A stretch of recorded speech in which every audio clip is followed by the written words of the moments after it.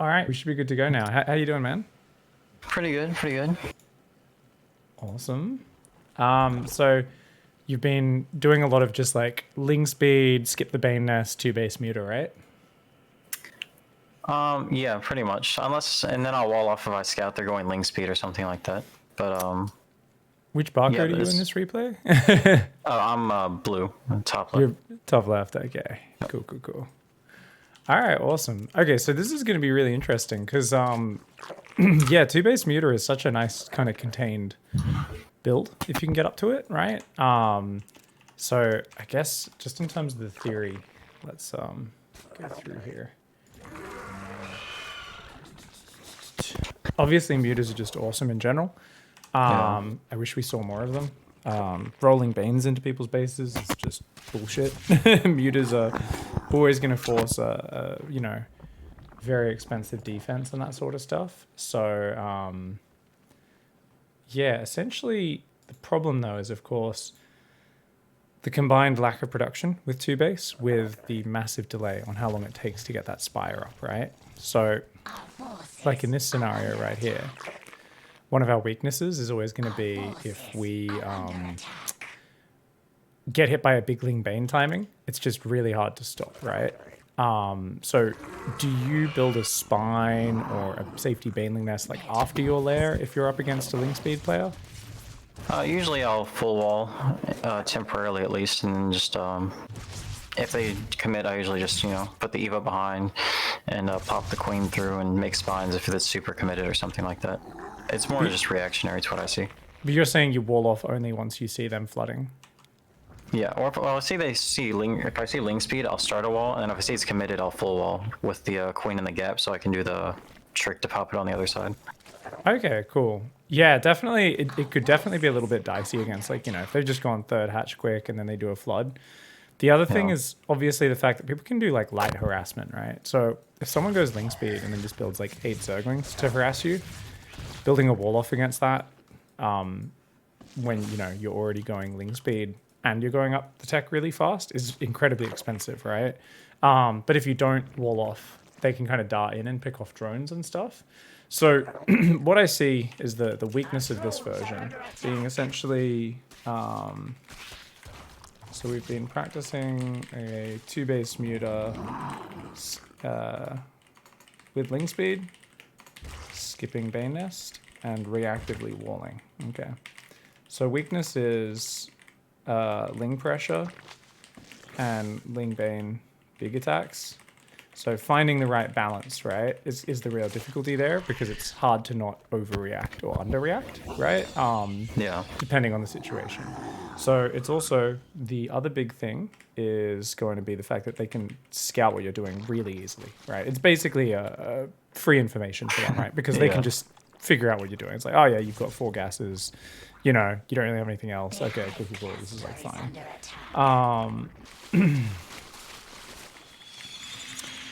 Okay, so those are the 2 weaknesses of it. Whereas it's also something where if you're doing that every game as well, both like best of 3s and just in general, GM ladder, right? You're playing people the same a lot repeatedly. So the question there is like, hey, is there like a good build we can do that looks kind of similar, that like counters the counter? And that's where kind of I'm going 2-base Muta with a wall-off build, looks exactly the same if I'm going 2-base Roach or 2-base Muta, comes in handy. Because, yeah, basically it's like, hey, which one am I doing? Ha ha ha.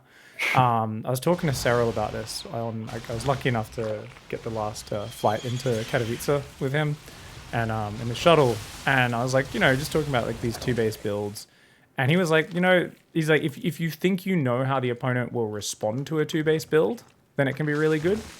But like basically with perfect play, and like really high level play, the 2-base player should end up behind. Unless you kind of like can give off an image of like make them think you're playing Mutas and then you're actually playing this other thing, right? You're actually playing the Roaches, or you make them think you're playing Roaches and then you surprise them with the Mutas. Like it's all about the trickery essentially. And I was like, yeah, well, that makes perfect sense. Obviously it's like you're playing 2 base versus 3 base. Obviously, there's got to be a bit of, you know, trickery and that sort of stuff. Whereas what you're doing here is very similar to a style I used to do, and I still will occasionally bring out, which is like, hey, let's just make Ling Speed, you know, go up to Mutas. And basically, Mutas are just such a good unit, and we have faith in that if we get Mutas out early enough, that we can, you know, kind of do whatever the fuck we need to do. And the thing is, like, as much as I'm pointing out the weaknesses of this can work to such a high level, man. This can work to such a high level. So I'm kind of like torn here a little bit in terms of like, hey, do we just refine the shit out of this style? Because I think it could take us pretty darn far. Or do we look for more of a one-size-fits-all tournament play style in terms of like getting really good at the 2-base wall-off trickery and having like, it's like rock solid versus early aggression because you're always getting the Evo and the Roach Horn at a reasonable timing. And it's just obviously a bit harder for the opponent to read. I'm not really decided either way. I think this is totally your decision. So what are you thinking?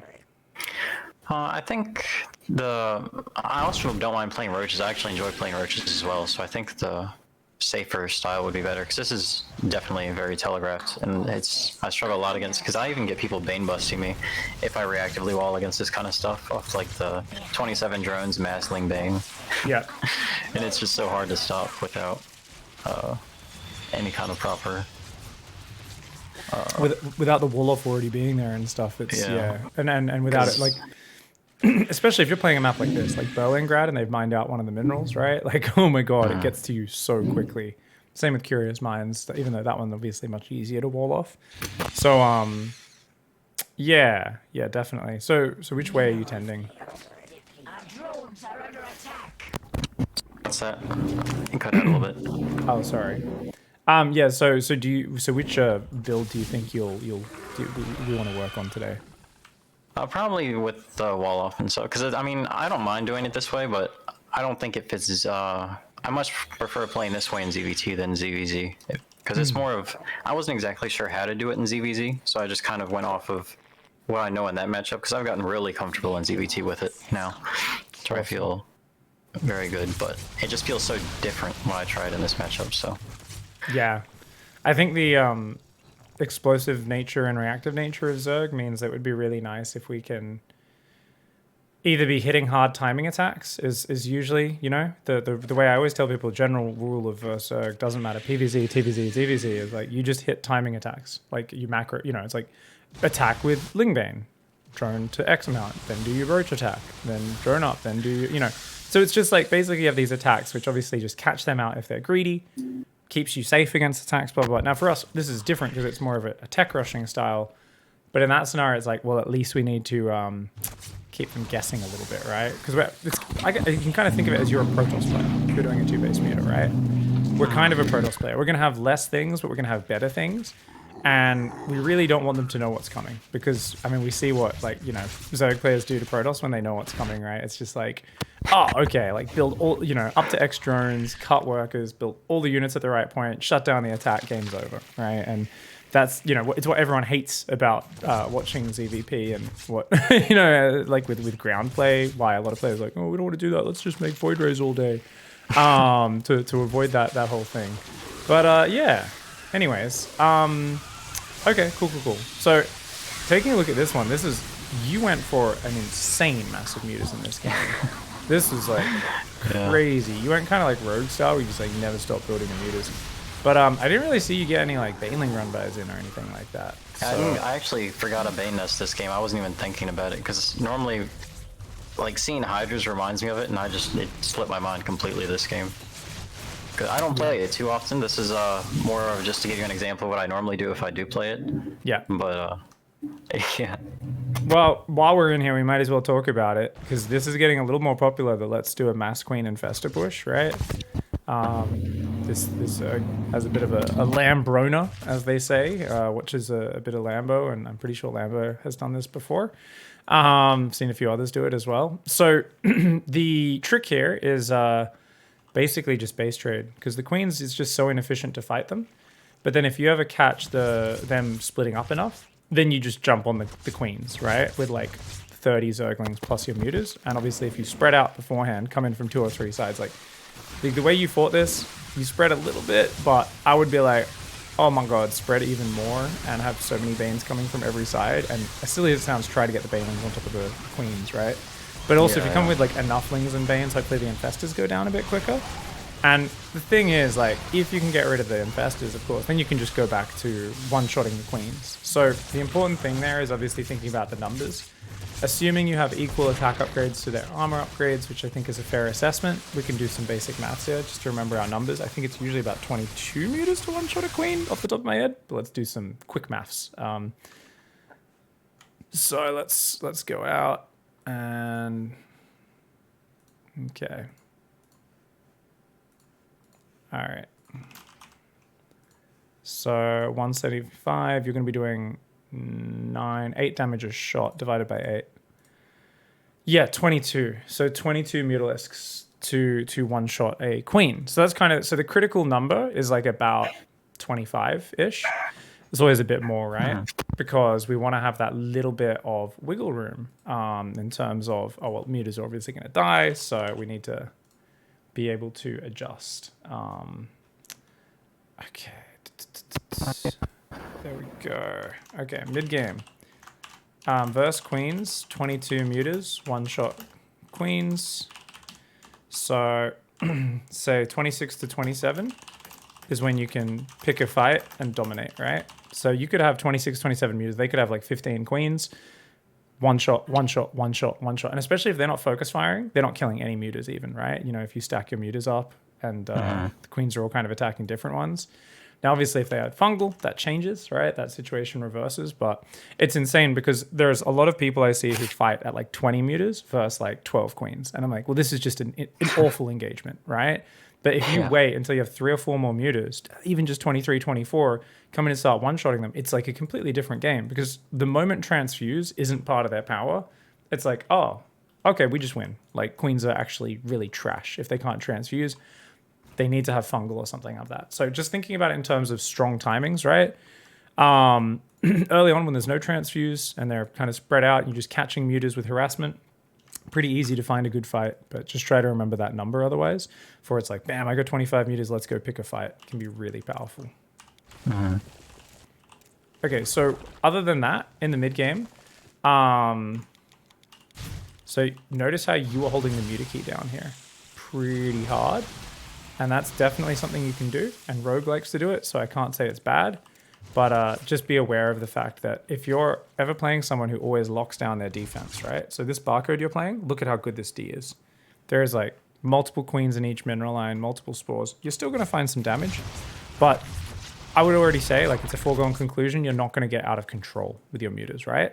Like, you're not going to absolutely annihilate everything. So the trick there is knowing when you're up against someone, this is more for tournament mindset, more for I know my opponent, more meta mindset. If I know they're going to be super defended, I can rely on that and just hold the worker key down, okay? Okay. When the opponent is always got really good anti-Muta defense. And I've seen, so Rogue does this uncritically, and it's one of the most upsetting things I find about Rogue with his Muta play, because he plays against Dark, a guy who never takes damage to the Mutalisks, really. And he's like, yeah, I need to just hold the Muta key down from 10 Mutas to 30 Mutas. And I'll only squeeze in drones with excess minerals.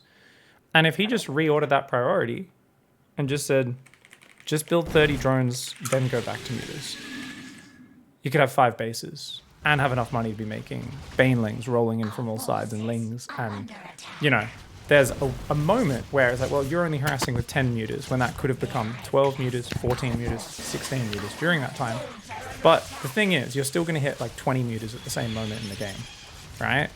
You just, so there's a window where you're working with less Mutas, and the cost you got to make it for yourself is, well, would I have during that period done more if I had the 16 or the 14 Mutas instead of the 10 Mutas? And I'll find usually the answer is not enough for it to be worth us delaying our drones as much as we do. And this is something every player who goes Mutas on the NA ladder just never thinks of. Like, you just have to build Mutas. And it's like, if you're not in a Muta war, why? Why would we build Mutas? It makes no sense. And too many players have been really losing the understanding of how Mutas can get you back in a game. Because just the fact that you have Mutas means your opponent can't really do too much, right? So using that to just be greedier, build those drones, and then do that stuff is amazing. Being aware of, you know, Bane speed as just a crucial timing, right? Bane speed as a crucial moment to hit 3 bases at once, right? Your Mutas dive in the back and lure all the queens up into the main, and then Banes roll into the natural in the third at the same time. So you should already have that at this point in this game. You should already have been at that stage, right? Where the Banelings are coming in right now, and your opponent's not really super pre-split, so you absolutely could just walk in the natural and that sort of stuff. The other thing is going to be really important as well, and that's vision, okay? So the earlier you hit Bane speed is good vision. Now, you did a really bad job of vision management in this game. There's overlords sitting outside all your rally points. He can see everything you're building, and that's a disaster, right? That's really, really bad. The fact that he has those 2 overlords on your side of the map is really rough. You just, like, the whole point is you need to make him blind. And then if they're blind, they don't know. Are you building the 30 drones? You non-stop building Mutas? Are Banelings about to arrive? Like, all of that sort of stuff. So the fact that you let those 2 overlords at the front stay up, huge mistake for you, and something you do want to do a slightly better job of kind of cleaning up once you get out there, because this overlord sat above your third basically all game, I think, which is huge. Yeah, I got a little lazy with that this game. Yeah. When do you generally cut for upgrades and throwing down the Bane Nest and things like that?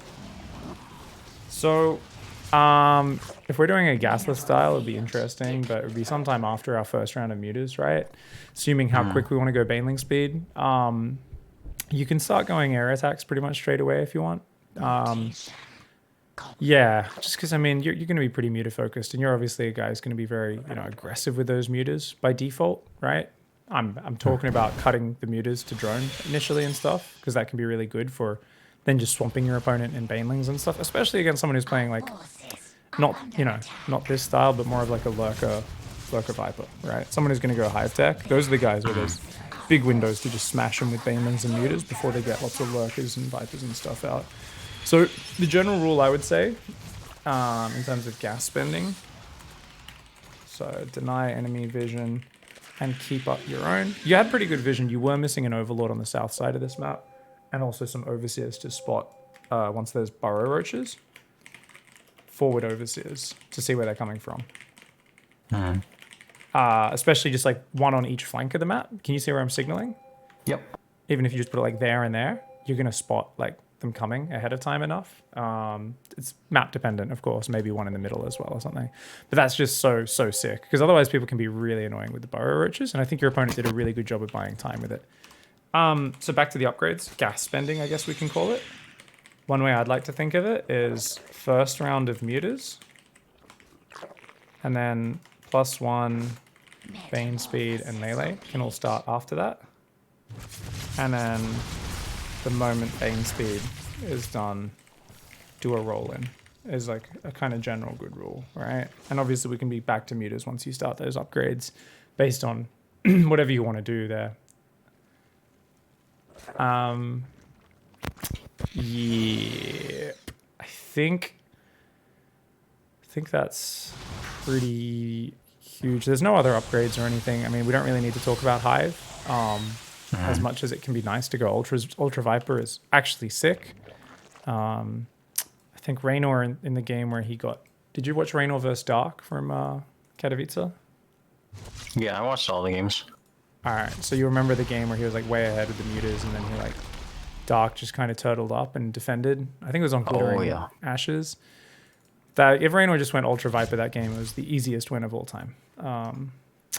The lurker transition's very slow, right? It's not bad, but and Raynor definitely misplayed it, but definitely Ultras off the back of it is pretty sick.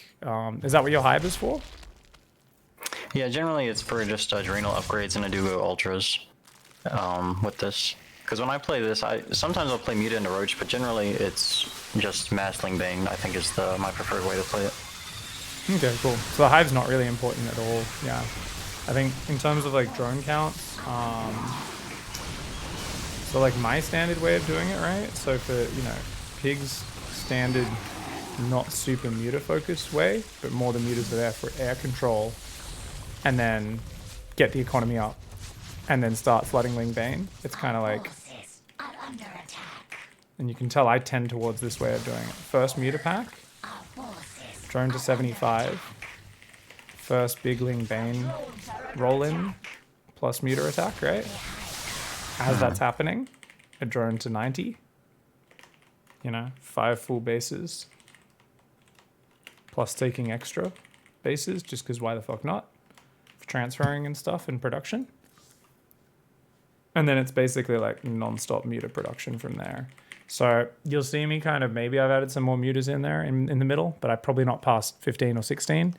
But then once I've got like this big economy up, you'll see me build like 15 Mutas at once and just be like, okay, I've got like 35 Mutas suddenly diving in their main base and picking off spore crawlers and just fighting there and stuff.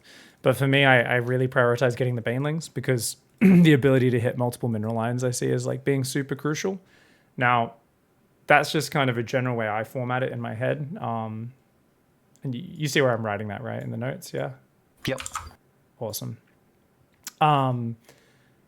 But for you, since you're more of a like, let's hold the Muta key down player, that's going to be a little bit more gradual and slower. And like I said, some of the best Zergs do it your way. So it's not that that's wrong. It's just a different way of doing it. Whereas you can imagine, going back and looking at this replay, first Mutas are out. All I'd be doing if I was you, I wouldn't even be building these last 2 Mutas. I would be just holding the drone key down and going double hatchery, which you do as well, which is fantastic. I love how quickly you do the double hatch. But I think what would be really cool, or what I would do here is, right, I'd go, okay, Bane speed, Baneling Nest Evo Chamber and the Spire upgrade, right? Get melee and Bane speed as well. And I'd just be like droning, right? So that these bases could be as close to saturated as possible when they're ready. And I'd just say, okay, that's cool. And then like I'm harassing with just the Lings and Mutas, right? They're kind of running around and doing their own thing. And then hopefully I can get, obviously because you've lost a base, it's a little slower. But if we drop a Baneling Nest now and then start Baneling speed, we can imagine it's 6 minutes now. So it's probably going to take us, I'd say, what, 2.5 minutes to get Bane speed and a Bane Nest? 2 and a bit minutes, maybe 2 minutes 30. So let's say about 8:30, we should be able to do a big Bane speed roll in off hopefully at least 66 workers. But I would normally go 75, but obviously because we lost a third base, it's a slower sort of game, and it's good. It's good for you to lose your third in this scenario. It actually feels really good, right? And I'm sure you felt decent at the time, just because you know he's massing roaches and throwing them away. Like you're always happy to do that. Now, one thing which actually has made me win so many games. Let's go back earlier in this. This is probably, Mutas versus Roach style, something I'm very passionate about. I'm like, I fucking hate Roach Wars so much that this is like the one style that really excites me because I'm just like, yes, fucking avoid that shit, man. So when he comes over here, at this point, you should already know your third's gonna die. So a cute little thing that I will often do, I know it's kind of hard, this is a very early situation. Obviously getting up like a spine and defense is important, but I might already grab a drone off my natural and send it out to the other third base. Or sometimes, based on the situation, I'll even go to the corner. And I'll try to get a corner hatchery out, just because there's games where you end up like, where they're on 2 base and they're like Nidus roaching you as a follow-up to their like, with queens and spores as a follow-up to their thing. And, you know, like it just turns into that game where they're just like trying to kill your third repeatedly, and just getting a hatchery up is really powerful. But the funny thing is, even just taking another hatchery on the other side is such a problem for them because the roaches are just immobile, right? And because you got Mutas and Zerglings, it's like just throwing that extra hatchery up earlier is so huge. And if you've done it, because you do have 300 minerals here, it's massive. Because imagine you just cancel this hatch, which I'm sure you do. Cancel. There we go. But imagine that other hatchery is already halfway done at this point. And that means instead of you dropping the hatchery again at 6 minutes, I think is when it actually gets down just after 6 minutes, it would be pretty much finishing now. So extra production, you can send your third queen down there to inject it, you're droning it, and they're immediately got places to harvest from, and it's already game over. So that's actually such a powerful move with Muta styles, is just identifying that. So when you see pushes coming, early pushes, always send a drone towards the alternate third base, right?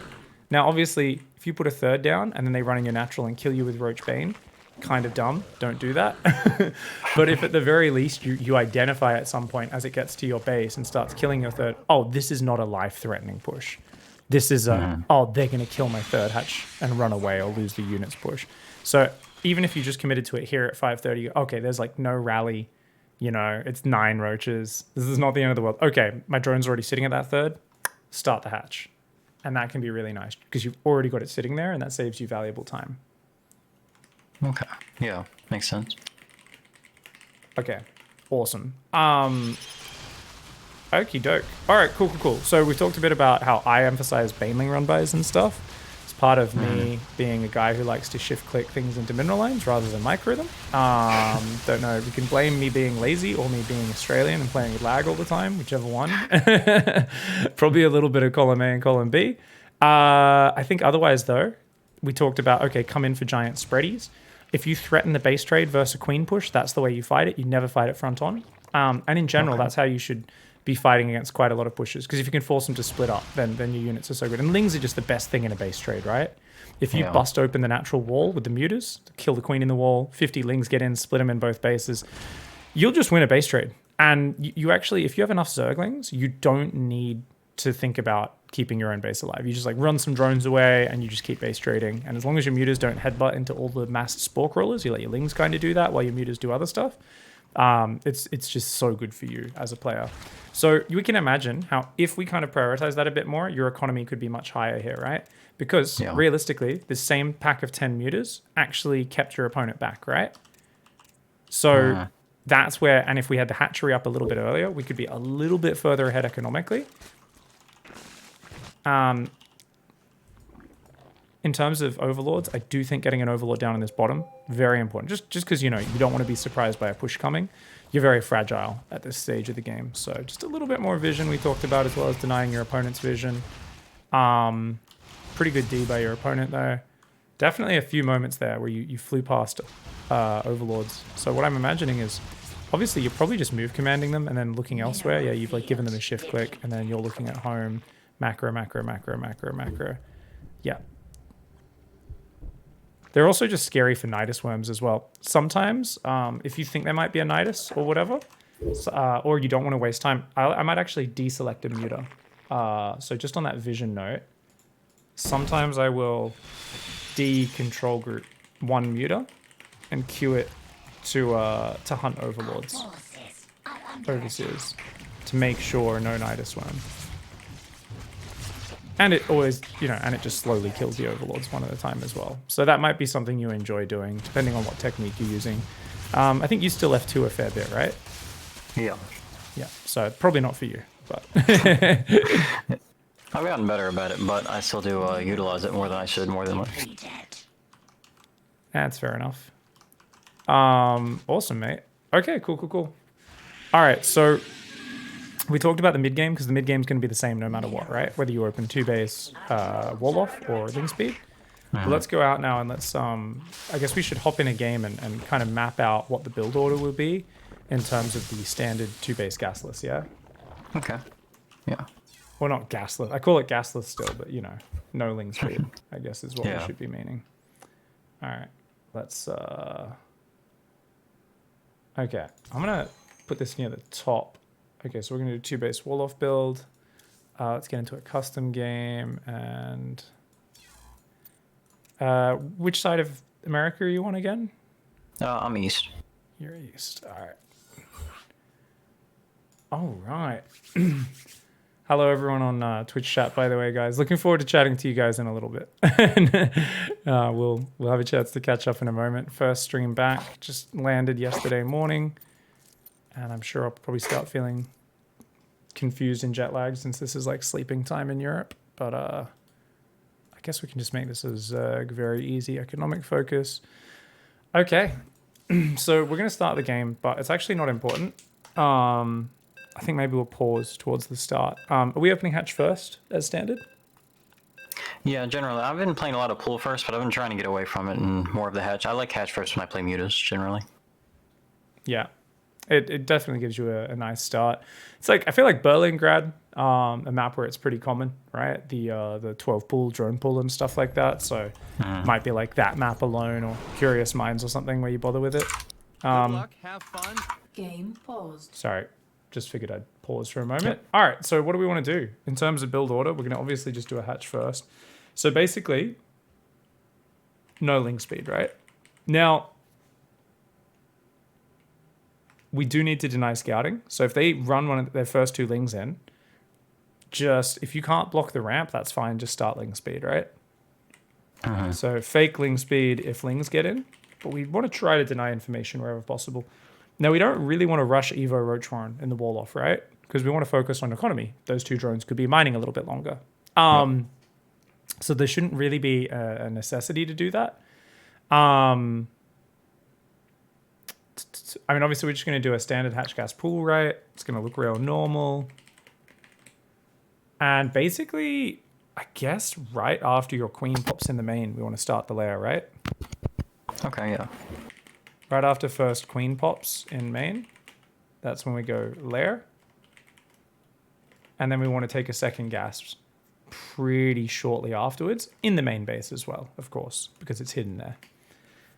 So we can just go layer plus second gas. Now, we don't need to rush our third and fourth gases at all. It's more important for us to get a third hatchery up. But just having 2 gases, as long as you always take a second gas with your layer, you know you're going to be able to start your spire, right?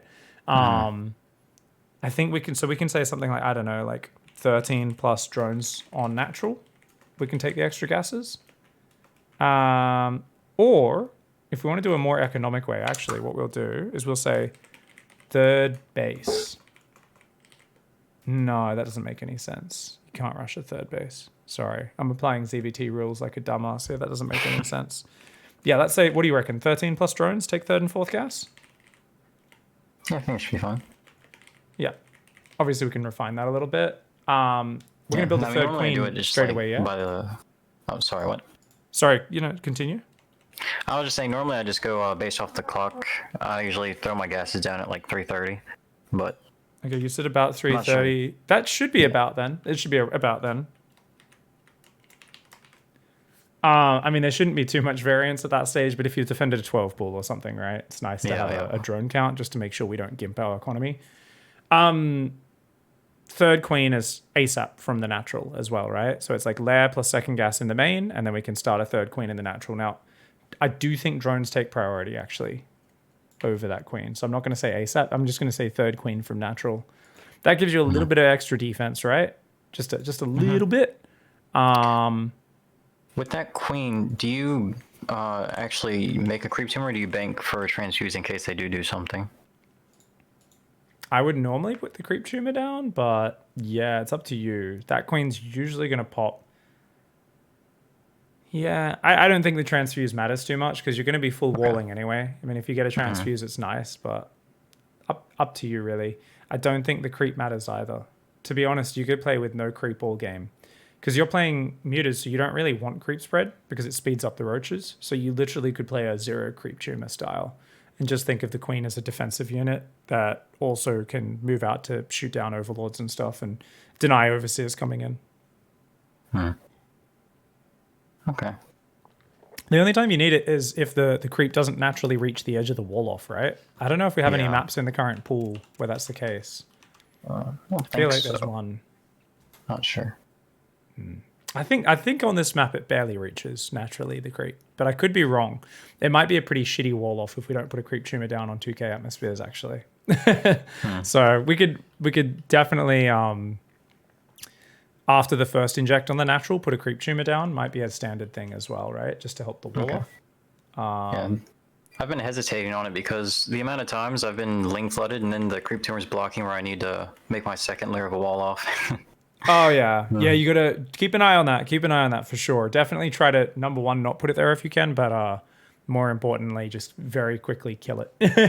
That's actually one of those things. I've been traumatized by that as well, to the point where it's like, one of the first things I look at is like, oh, there's links coming. Is there a creep? Like, where am I going to wall off behind this wall and start pulling drones to kill the creep tumor or using the queens, whatever.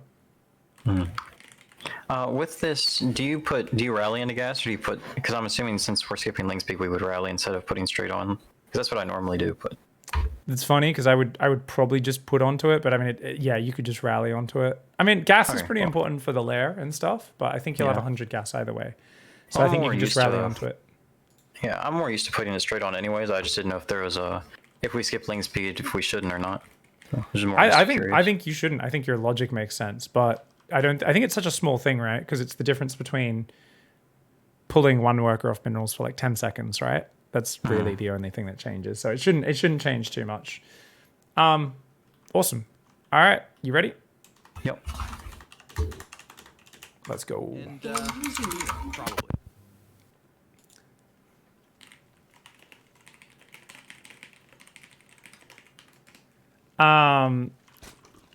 So awesome.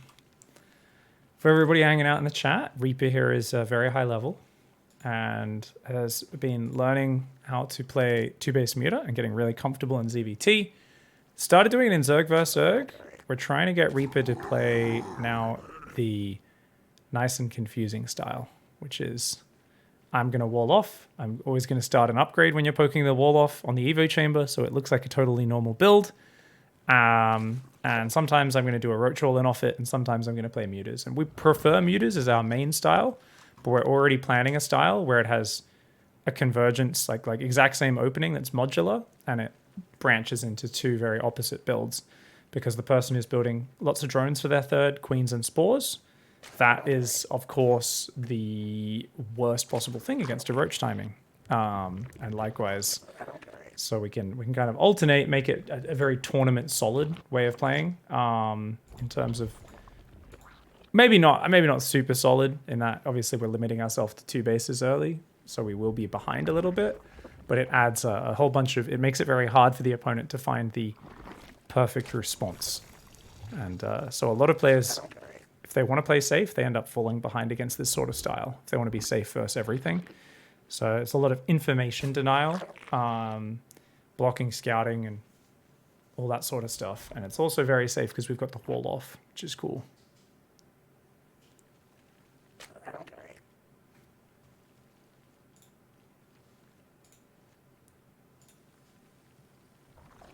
Do you make things with this? I usually make 2 to scout.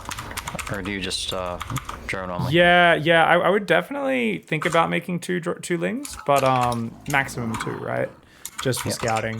And when I was because I was basically doing this build a bit recently, and I was kind of like, every drone matters, right? And when I stopped building the lings early, it did make a big difference. I noticed you build an extra overlord really early as well, which is awesome, because 36 supply blocks very scary with a 2-base build. So I can see you have 2-base before, my friend.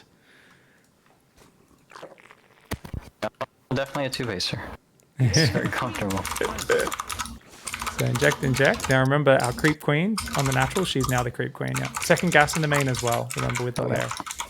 And so we can like reset the rally point there, or just manually rally the drones, whichever way. Yeah. So with your creep tumor here, right?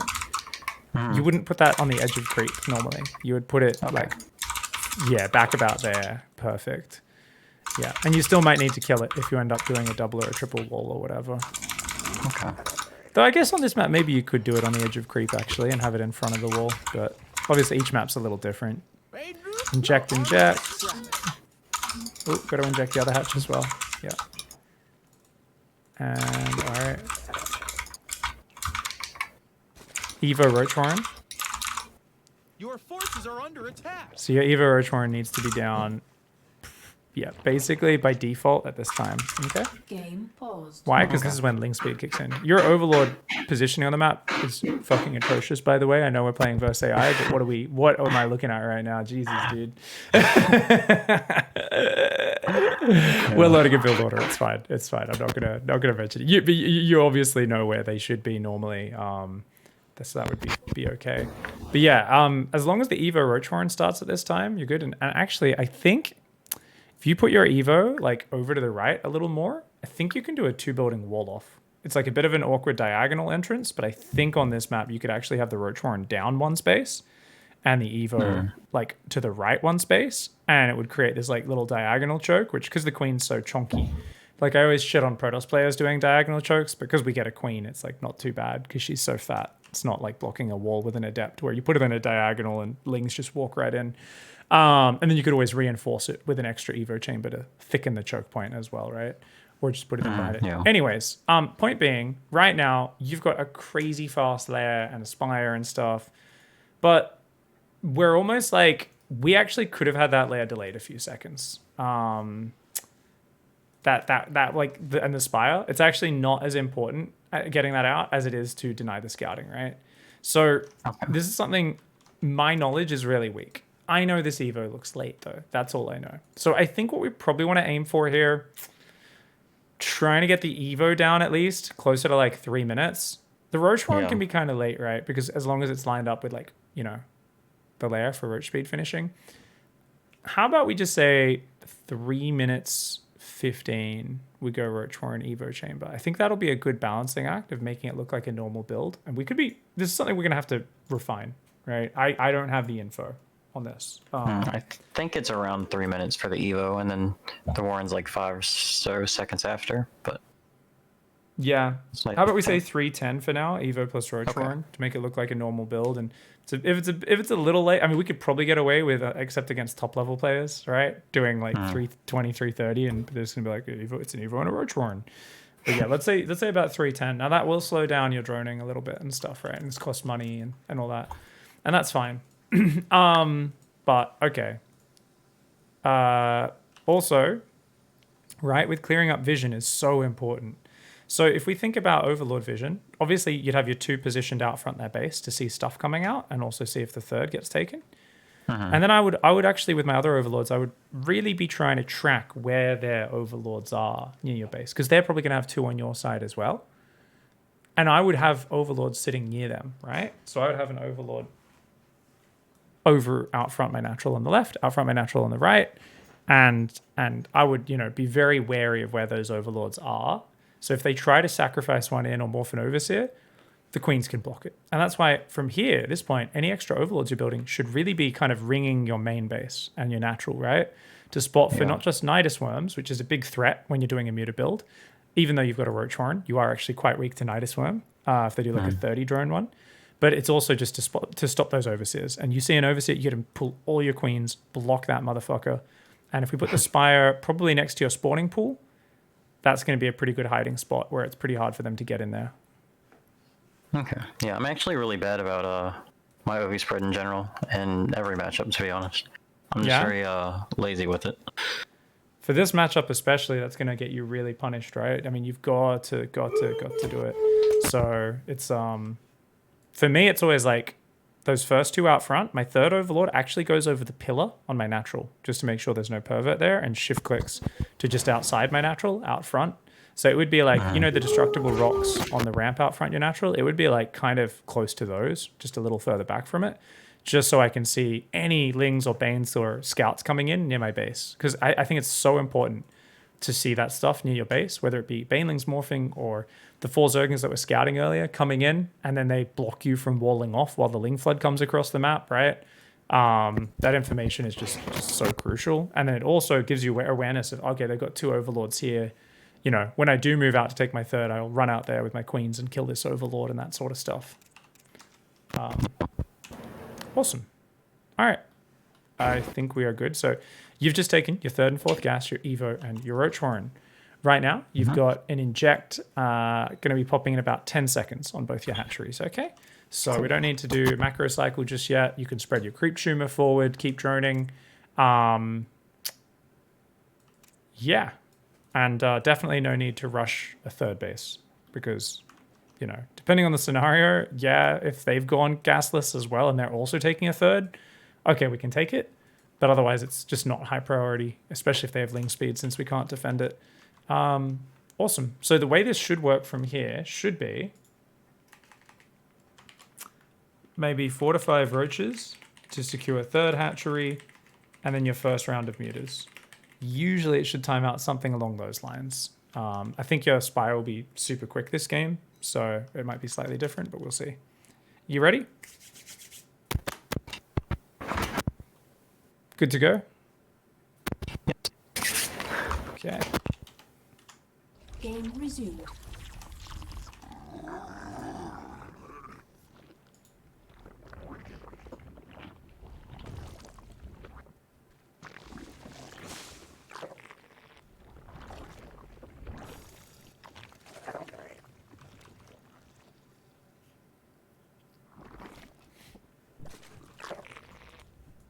All right, let's imagine there's some lings poking. Can you get a second Evo in the wall to plug that the wall on the right side? Yep. Good stuff.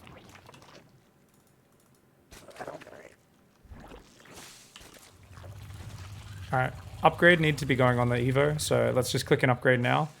And even if that delays your Spire slightly, because you've got 100 gas on it, if they're actively scouting with Zerglings, nothing you can do about it. Actually, this is another reason why the Overlord outside your base is so important. So you can see whenever Zerglings are poking in, and you can like fake start and upgrade if you didn't have it going already. But okay.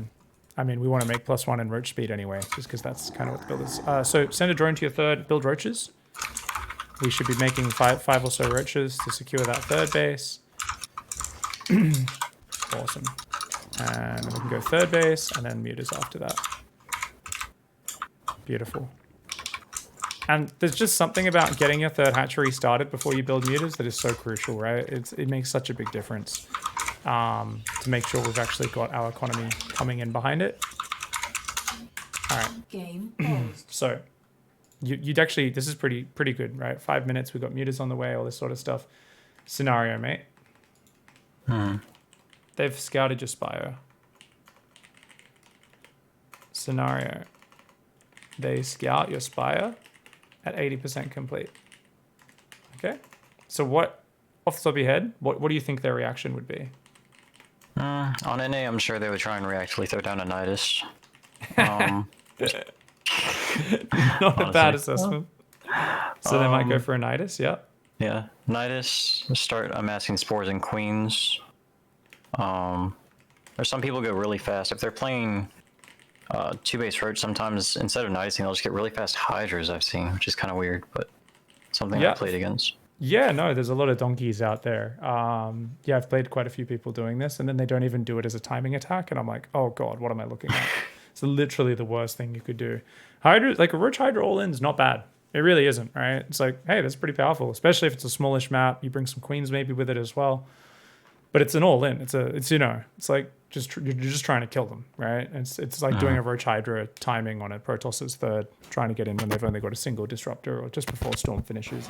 It's not going to work in the long term. Okay, so fast Hydras, whatever. If they do the mass spore queen defense, that means they'd also be droning really hard, right? Yep. So their whole thing there would be their goal and looking to secure the third base advantage whilst blocking your Mutas, right, from doing any damage. So that, depending on who you're playing, how they're acting, something I started doing to counter this, just make roaches. Don't make Mutas. So I've beat a few really good players doing that. Where they're like, I was like, oh shit, because someone did it to me. And I was like, what the fuck is this? Like, I scouted this Spire, made spores and queen. And I was like, what? And I was like, oh, yeah, that does actually make sense. Like, obviously. And yeah, I'd scout people and they built 5 spores and they built 3 extra queens. And they're trying to drone their third to make up for all that mineral cost of the queens and the spores and to get that economy. And then you're just like, oh, by the way, I have 20 roaches with roach speed and +1 finishing. You know, so basically you do a 20 roach timing, then add 5 Mutas. Just for, you know, map control purposes, right? Cleaning up overlords, that sort of stuff. And you know, drone up and then go back into our roach game, which is often what you're going to be doing if we commit to the +1 and the roach speed, right? Now, what if there's another alternate way where we don't go roach speed and we don't go +1, right? Where we're just faking the upgrade and that's it, yeah? Maybe we fake roach speed for a few moments just as the Mutas are building and stuff as well. That only works if we're actually letting the +1 and the roach speed finishing, which is more of a, I'm getting some Mutas out, then I'm going back into roaches. Now, for a full Muta style off this, obviously we'd be faking melee, right? On Evo Chamber. So if we do end up letting that upgrade finish, it's actually something we wanted anyway, right? Yeah. Obviously we don't want to let roach speed finishing either. Don't let roach speed finish if we're doing that. Yeah. But we will still build at least a few roaches to take the third because that just gives off so much disinformation. Yeah, for sure. Maybe only build 3 roaches for third base. The question is ling speed. When is ling speed? When do we start that up? So maybe when the Spire starts? Okay. Yeah. All right. I think I'll have the gas for that. All right. I will add that into the build. At lair. Spire plus link speed. Okay. That way, by the time the Spire finishes and your mutas are popping, link speed kicks in about the same time. And So with this, we're generally cutting it like 10 mutas, saturating our third. Do we use the excess gas for upgrades then in the main nest? Is that when we would do that? yeah, basically as soon as you're yeah, right around that time. Yep. Okay. And is it ever worth getting melee and carapace with this, or is it just not worth the money for carapace? If you're fighting roaches and hydras, the moment they have +2 attack, carapace is kind of worthless. Because you could get +2 carapace. Your lings are still going to get 2 shot by roaches.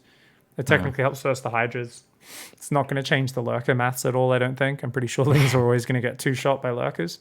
So is it important? No, not really. If you're going ultras, it'll help for sure. It's not a high priority, but once you hit like 5 base economy, you can definitely afford it. Cool. So yeah, when you're at like 90 drones, it's kind of like, hey, we're going to be heading towards ultras anyway. Why the heck not? But yeah, I think just a single Evo could just go like +1 melee, +2 melee, +1 carapace or something like that, you know?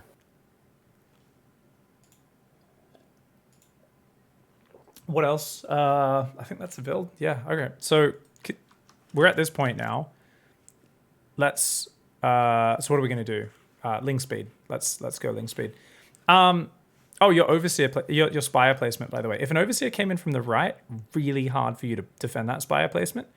So if you did this spire placement, as long as you have an overlord far out to the right side, so you could see an overseer coming from that direction early enough, then it's fine, right?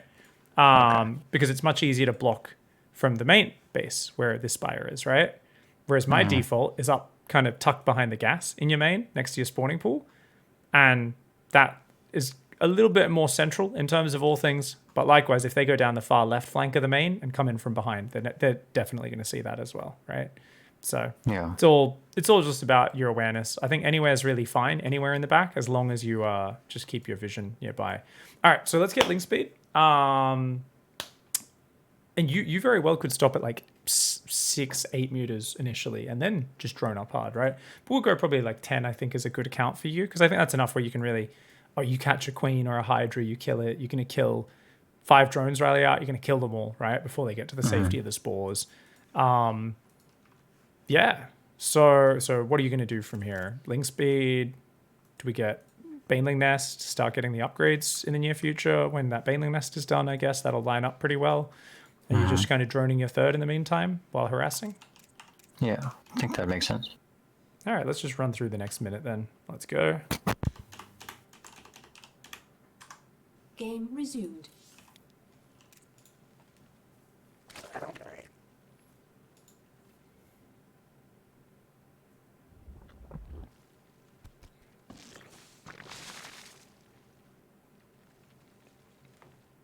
Yeah, I like the Baneling Nest hidden as well, just in case we were still giving off the roach illusion to a certain extent. We're playing a right NA style, we are. This is do I just go straight across for the mutas, or do I look for the ovies first? I'd go muty overlord hunting, usually as a pack, right? I might like I mean it kind of depends a little bit, like if they're I mean, maybe there's a situation where your game sense tells you can do damage. Like your mutas are enough of a surprise, you can just sneak right across and dive a mineral line and kill like 8 drones, right? And then pull back and go for the overlords. So if you can do that, go for it, sure. But it really depends on where their vision's at and where your vision's at. So it's going to be somewhat intuitive with your understanding of where you are in the game. Okay. Thank you, Zombie Grub. The Grubster just gave us a raid. Thank you, Zombie Grub. Appreciate that. I have not really had a chance to say hey to chat yet, guys, so we're going to have a big conversation in just a minute when coaching's done. Your forces are under attack. Out 5 minutes or so. For now, we are coaching Reaper, the license to kill mother trucker that has basically taken at least one map off every pro gamer that's ever played APTNA at this point. Thermal Special, Showtime, all these guys hate his cheese. Oh, and actually, I know you're focusing on your build Reaper, but Cyril, when I was talking to him about Zerg vs Zerg, he was telling me he watched your series vs Dark, and he thought it was pretty funny. It was definitely something. By the third game, I was just laughing. I couldn't even take it seriously anymore. So sick. When did you start playing competitively again? Like a year and a half ago? It was actually a little bit now. It 2 years started ago? around 20. Evolution I think I got around GM in like mid 2018, something like that. Okay, it was GM then, and then you started playing a lot more competitively in like what, a year ago, 6 months ago, 9 months. Yeah, I started competing in tournaments a lot more around then. Around then, yeah. Still an insane rise to absolutely smashing, and you've got the 2-time world champ watching your draw games versus Dark, which is pretty sick, man. I mean, and Dark's a bloody world champion and runner-up as well. Almost 2-time world champion Dark, so pretty fucking sick. Is this the guy that tried to Dark? Yes, it is, guys. So yeah, I like the way you're macroing up here. So one thing we've kind of done though is we've droned up to 85 with 7 more on the way. So you're going straight to 5 base. So one thing, obviously I distracted you, is Bane speed's finished, right? So I really think definitely 75 drones. You get a good bunch of drones on the 4th, right? What, 10 drones, something like that. Maybe plus maybe transferring from your main, which would oversaturate it. And we want those lings kind of getting out there, and then we've got lings on the far right, lings on the far left, morph them into Banes, Bane speed kicks in, they roll in from both sides, shift click them into the mineral lines while the Muta's diving in and elsewhere and pulling their vision around. And as you're doing that attack, you drone behind it. So just look at the notes again one more time to look at my, what does it say, Pig's standard, not super Muta focused way of doing it. But I do like that just to give you a bit of structure in a situation where you can get really occupied with your mutas, and you can also get really occupied with the insane droning and macro. It just forces you to think of the Baneling speed timing as an actual timing. Whereas if we just kind of only focus on our mutas, we miss a lot of windows. And this is something where people shit on me for being critical of like the top guys. But I think even the top dogs miss a lot of Mutaverse Roach windows to do damage. And this gives you a structure to say, we know when we're getting Bane speed, right? The moment we've got our first 8, 9, 10 mutas out, we're Bane speed melee thing. And the moment that finishes, we are fucking running Banelings into their base. At the very least, we're looking for it. Don't get me wrong, there are games where your opponent's like got roaches split perfectly on every side and you actually can't get in, and there's the right decision to just back off for now and make more drones. But that's actually so Thanks for the huge. Bezos box. So that's really cool. So we can imagine if we did that, and then as that attack's going in, we're doing the droning that you're doing right now and taking the 9th and 10th gases and all this sort of stuff. Yeah. So one thing you can do as well is you literally can build. You can do really lazy macro because you're very busy with the attacking and the micro. You can go box drones, build 5th base and both gases straight away. And then you can be like, time to drone it, build 3 drones, click on gas, build 3 drones, click on gas, build another 10 drones, click on minerals, right? Just so that we're like batching things up. So we have minimal time taken away from bouncing our mutas around, running Banelings into mineral lines, running Ling run bys in. And generally, so much of our APM wants to be on the aggression. So we want to really simplify our macro tasks as much as possible. Okay, yeah. Likewise, so one of the best things you have to do, and you'll make me so happy when you do it, but you'll also win a lot of games. If you find yourself in mid games and stuff, not enough people do this, but if we do get to that point, I'm just writing this a bit further down here. When they finally start defending Bane run by as well, it's time to drop. So basically, if you can go like 5+ overlords with, basically, so what you do is you make OV speed plus rally, 10 overlords beneath their main. And then at some point, you just load them with lings. It's literally free. Zerglings are so free at this point in the game. and drop the main. And if you do that while your mutas are bouncing around and you've got banelings ready as well in the front to potentially run it, like you can often kill the hive, you can kill their tech. So on this map, it would be down in the bottom right. We'd drop in the main, and yeah, you just run in there and you split some of the lings in the natural mineral land, some in the main. You click down some lurker dens or some infestation pits, the hive, whatever. And you got +2 melee Zerglings, so they murder. And this is another window which people really, really miss out on, is the Ling drop window. Because basically, if you think of it from the other guy's point of view, he's desperately just trying to defend these frontal angles where the banelings are trying to run into his mineral lands. And all you need to do is open another front, and he does not have the mobility. So the Zerglings are free. You don't care about losing them, but it's gonna do crazy damage. It's so effective. Another thing which we can also do is microverse lurkers, okay? So all you need to do is run a few lings or banes into range slightly ahead and turn to the side. So can you open the stream up? Let me draw a picture so I can display this. It's very simple, and I started seeing a few pros do it. TLO was one of the guys who used to do this a lot because TLO was so fun and fancy. So you've got, okay, we've got lurkers here defending a base that's behind them. What do most people do? They just run in a line, and the lurker splash just fucking annihilates the guys, right? Especially if they... The worst is if... So let's say this is the lurker, this X. If you run straight at it, obviously it shoots in a line, and it hits every single baneling because they're naturally in a line as they run forward. So instead, what you do is you've got all your little guys. You just run one guy in range, and then as it starts shooting, you just run off to the side. And then the lurker shoots like this. And it never hits that single baneling or zergling. But most importantly, and I've done this sometimes with 5 or 6 lurkers, and they're all just shooting off to the side. And the rest of your guys walk over the lurkers into the mineral line and kill the entire mineral line and the hatchery. And you're so rich, you can click on hatcheries as well. So it's like blowing up a planetary. It's just disgusting.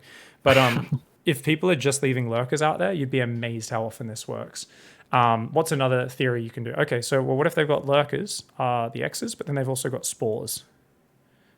So what often you can do is you can actually just run in like 5 or 6 banelings and just basically click 5 banelings on each spore crawler. If you can kill the spores, and often there's only one spore crawler on its own, right? So you just run 6, 7, 8 banelings and kill a spore, and then your mutas come in and they kill like 5 lurkers. And it's just a really good way of doing it. So a lot of people go, there's spores, you can't fight spores. Guess what? If it's only one spore, you don't even need the banelings. You can literally just click the spore crawler, right? If there's no vipers and stuff nearby. So that's like another thing you can do there is just, clear these spores with banelings, and the mutas come in and kill them all, especially if the spores are clumped up, right? We could set off banelings in the middle of them potentially. But I would say the main one that I use is just luring those lurker shots off to the side. And the way those lurker shots, it's actually so funny because I've seen people kill 100 banelings with like 2 lurkers, and I've seen people have 5 lurkers at a base and never stop the banelings get in the mineral line. And it almost always, sometimes it's luck because neither player's microing. More often than not, though, it's if the offensive player just does a little bit of, hey, shoot at me, and runs off to the side, and you lure those lurker shots away. It's really sexy. So if you find yourself in a bit more of a stalemate in the later mid game, there are like 1,000 tricks you can do and little maneuvers. And what's really cool is it's a very feasible situation to hyper focus on those details. Why? Because we don't have to fucking look at our base. It's just purely offensive. We get map control. We get all the bases. We can patch up our macro like a mother trucker. It's one of these rare scenarios where you get to just focus on what I consider the funnest part of StarCraft, which is fucking with your opponent. And they've got very strong defensive tools, but they've got very little vision, so they don't really see things coming ahead of time. They're pushed back in their corner. Picking off creep tumors to limit their vision is also really important. Always have an overseer with your mutas. Just keep picking off creep tumors. Because if they see where your mutas are coming from, your lings and your banes, it's just not going to be as effective. So I'll put that under vision as well. Always kill creep tumors. Keep overseer with mutas. Limit that vision. Okay. Awesome. I mean, I think this is about as far as we can take this one. We are also out of time. Are there any questions popping into your head, my dude? Only thing would be, I doubt many of my games are going to get to it, but when would I throw down an infestation pit for Hive? When I think when I first see lurkers, maybe, so I'll have Vipers out in time when they get critical mass or something. Once you have 5 base economy, like this, like 90 drone economy, there's just no reason not to, because you've got so Okay. much cash. So just about this point in the game that you're about to hit, you could just drop it at any point there. Infestation, get the hive started. Just because it takes a while, especially if you're very focused on attacking and doing lots of harassment, then there could be 30-second downtime sometimes, right? Between infestation finishing and hive starting and that sort of stuff. So the earlier you do it, the better in that scenario. It's just if you haven't even made Bane speed yet, that's way too early, right? If you're only on 60 drones, that's way too early because you're going to get that tech well before you really want to be building ultras. So as long as we just have that rule, I think that should be all right. All right, perfect. Awesome. All right, mate. I'm really looking forward to hearing how this goes. And I think, yeah, it's going to be really interesting to see, especially with like we are really faking a roach game before going mutas, which is like quite different. But I think it's the best way to do it here. I really do. And I'm very curious to see, because I know we'll have some unforeseen obstacles and hurdles. I think what we used to think was one of the most solid ways of doing it was just 3-base muta, upgraded Zergling, which was my main style for a while, and a lot of the pros were doing. But we've seen that fall out of popularity. It comes out once in a best of 5 at most. And the reason is there's just too many powerful roach attacks. Like the Carapace style is very powerful, the 3-base Roachling, Bane, Carapace, and it's just so hard to scout those attacks coming these days because people are like transferring fake workers out to their third, and no one ever lets anyone pass their natural wall in anymore. There's always a queen on duty, so you never get the scouting in to see what's coming, and it's just it's very hard to do the 3-base muta style at the moment. I think you can still do it, but because it's like not as solid, it just seems to be something we see very rarely right now. Whereas with this style, we get a very quick spire up still. If we can do that while faking that we're going roaches, I think this should be really sick for control. Oh, yeah. And I definitely like playing roaches too, so it'd be good to have, so I can go back and forth on it. Heck yeah. Awesome, mate. Well, let me know how it goes. Shoot us any queries you have or weird obstacles you run into, because I'm really interested to see how this one goes. I've been doing kind of the 2-base wall-off into roaches after the mutas. It's just been like get out a handful of mutas for control and stuff, and I'm thinking I might practice the same style. So, because I'm like, oh, this actually seems way more fun. I much prefer running mutas and lings and beans around if I could do it off the same opening. So I'm like, oh shit, I think we just did some nice theory crafting. So yeah, touch base. Let me know how it's going, dude. Yeah, for sure, for sure. All right. Okay, mate. I will catch you later. Thanks for hanging, and yeah, I'll see you around, dude. Thanks for the help as always. No worries. Laters, man.